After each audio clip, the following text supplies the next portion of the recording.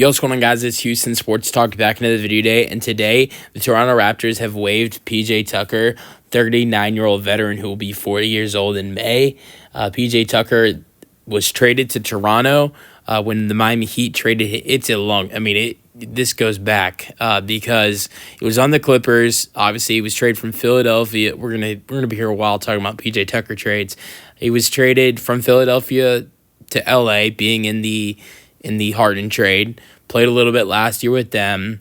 Then has spent most of this season on the Clippers roster, but hasn't played at all until the Clippers traded him, and it was someone else for Drew Eubanks and Patty Mills. I can't remember who else went with PJ Tucker in that trade.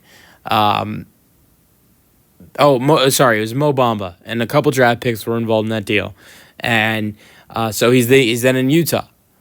So then in Utah, gets traded to Miami, involved in the Jimmy Butler trade.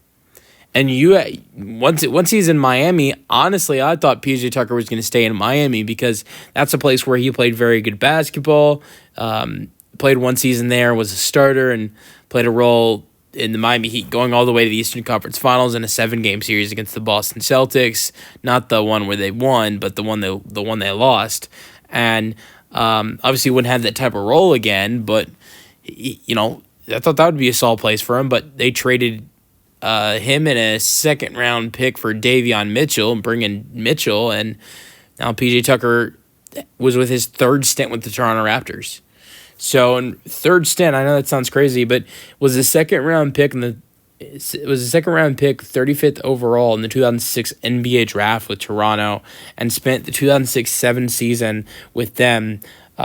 Played 17 games his rookie season, averaging 2 points per game, and so then he spends his next 5 seasons away from the league, playing Euro basketball. And when he makes an NBA comeback, he comes back to the NBA in 2012, playing with the Phoenix Suns, and played some really good basketball for a total of 5 seasons in Phoenix.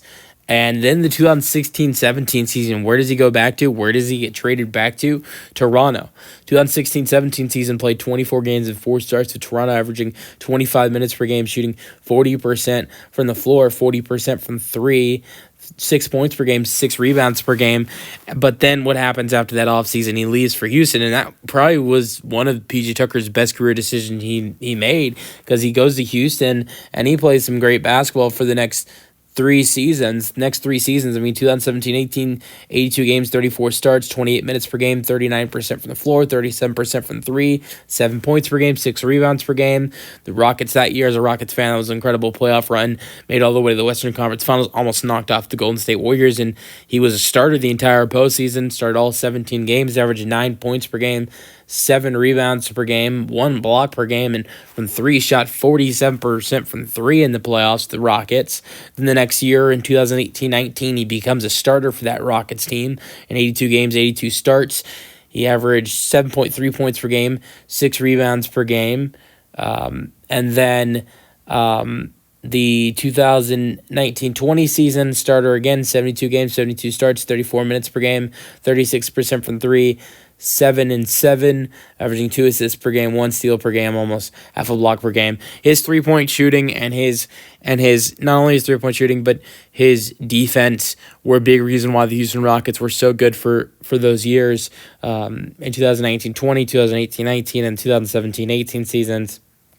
Whether it was Russ and Harden or was CP and James.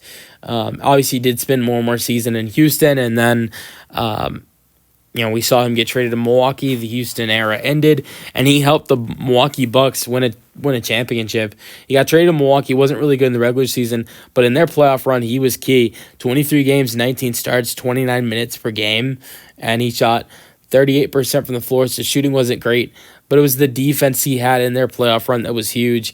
Averaged 1 steal per game in that playoff series, and just was a great defender for them in that playoff run, and also averaged 5 boards per game in the playoffs for them.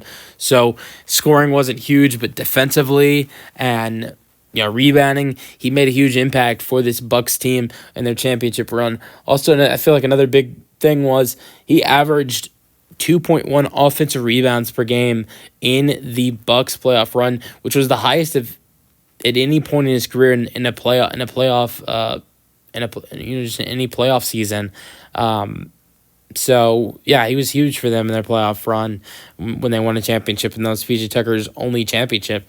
Then we saw him go to Miami, played some really good basketball there as a starter, and after that, it's really been kind of all over the place because then he, teamed up with his former buddy James Harden in Philadelphia. That didn't really work out because he didn't play so good there. And then last season was a nutshell for him. This year, he hasn't even played. So, does someone want to sign him? Look, I wouldn't be surprised if there are some teams that are interested in signing him because I think he can still help defensively in three-point shooting and do good things like he's done before. But I don't know if there's a lot of interest out there for him. Let me know your thoughts in the comment section on the roster move, and peace out.